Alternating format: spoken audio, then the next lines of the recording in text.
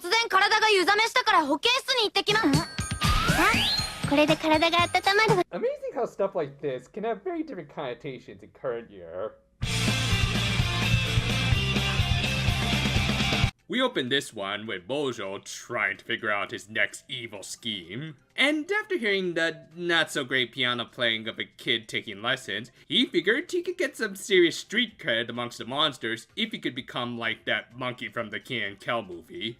I really miss the 90s sometimes. Of course, a monkey doesn't just know how to play piano like it would a children's card game, so instead, he ended up weaponizing the instrument. Though, to be fair, I do think Mojo would have made a much better villain than most of the guys from Sweet Precure. Speaking of which, guess what the monster of the week was going to be? Yep, the piano basically became a negatone or that one jump scare from Mario 64, though more surprising than that was who was voicing it.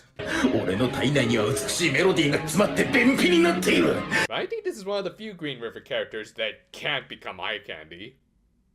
No, who am I kidding? Someone's gonna Rule 34 this. The girls were deployed, ironically in the middle of a music class where Miyako was playing the piano. Gee, I wonder if this is gonna play into anything. Well, actually, two things here are gonna become more significant later, but for now, the girls did their usual over-the-top excuses saying that famous pianists were in their head.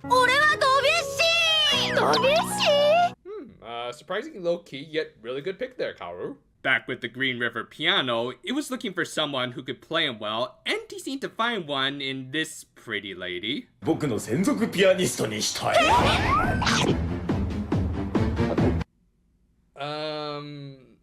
already made that joke.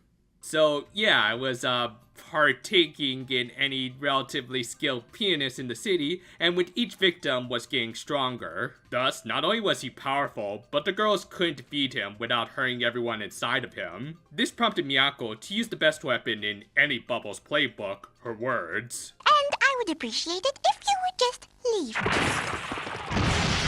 They learned about his pretty obvious origins, being yet another victim of the black light and all that, but as it also turned out, Miyako had played on this piano when she took lessons from that very same music school. He didn't remember her, likely because he didn't have sentience at the time, but what he did recall was no one paying him proper respect after graduating from their lessons. That, combined with their general lack of skill throughout the lessons, frustrated him to the point into becoming a monster. Miyako apologized to him, which convinced him to let her play. This resulted in a cute little reinterpretation of the Cat Concerto or the Rhapsody Rabbit, whichever one you think is the OG. Her skills convinced the piano to take her in which she just willingly accepted.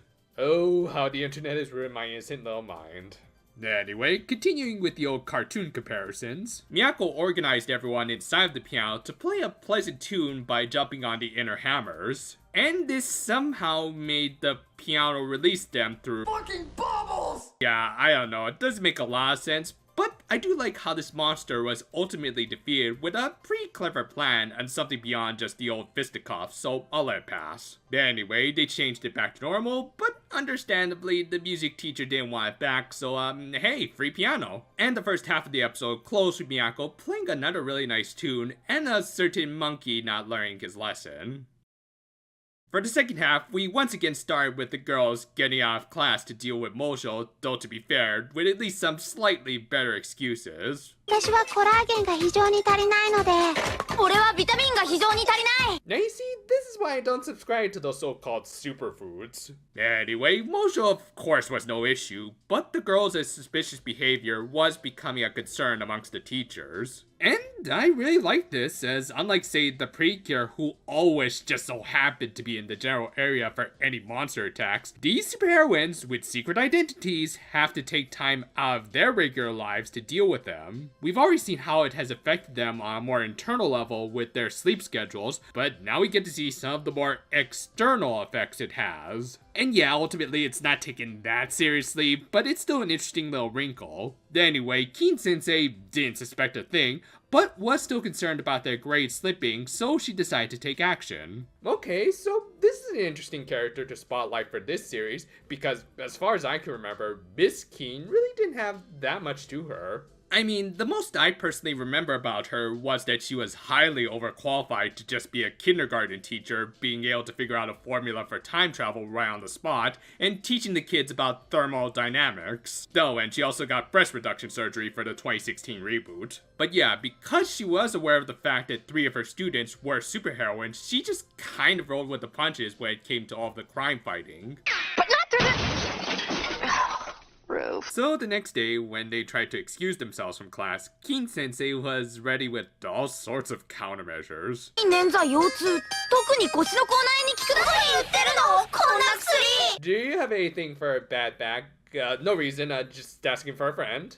At the same time, the disturbance was, of course, Mojo, whom no one really took seriously at this point. I mean, it just makes sense, as even in the last segment, his position as villain was hijacked by a piano of all things, so he's pretty much become a butt monkey in every sense of the term. Still, he was determined if anything, so he tried to up his game. Thus, the girls likewise tried to up their excuse game. 私はアメリカ大統領のホームパーティーに呼ばれてるんです I wouldn't bother going. The guest of honor would probably just sleep through the entire thing. However, Keane-sensei somehow knew all of the people they tried to use as excuses, including a Popeye, the president, and the mole people. モグラモグラ上のモグラモグラ基地定時に上野くんっていう友達がいるの Oh god, the escalation of that joke was just perfect. Don't you think so, Buddha?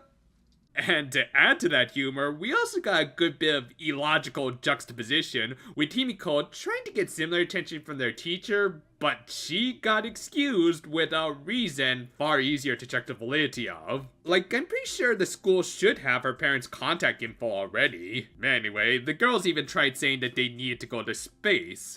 こ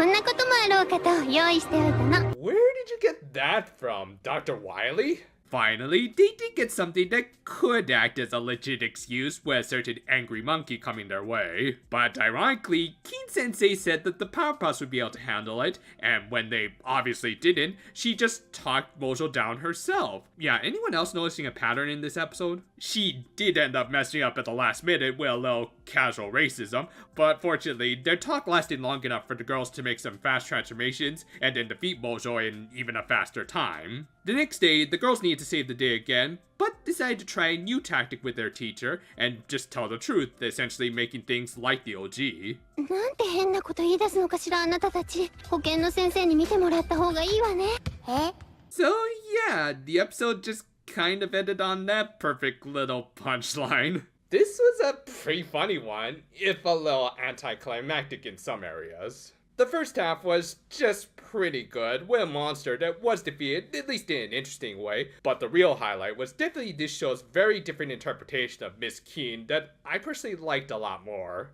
Again, I just feel like things kind of ended up a little abruptly, but hey, why more? Isn't always a bad thing now, is it?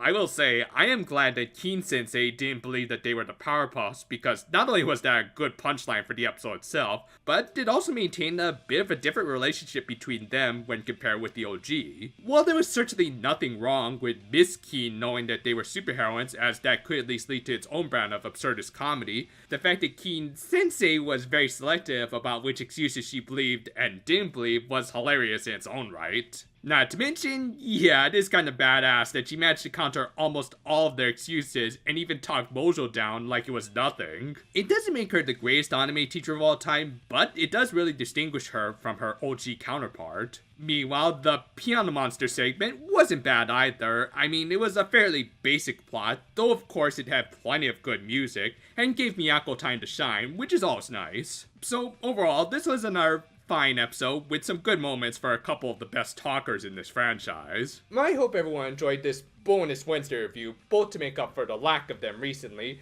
as well as to fill in the Tropical Rouge time slot. Things will of course return to normal next week, so look forward to all my usual stuff, as well as the upcoming Symphogear XV reviews, which we've decided to split into 3 parts for reasons we'll explain in those videos. And until then though, farewell for now my friends, and excuse me a minute, Hello? Wait.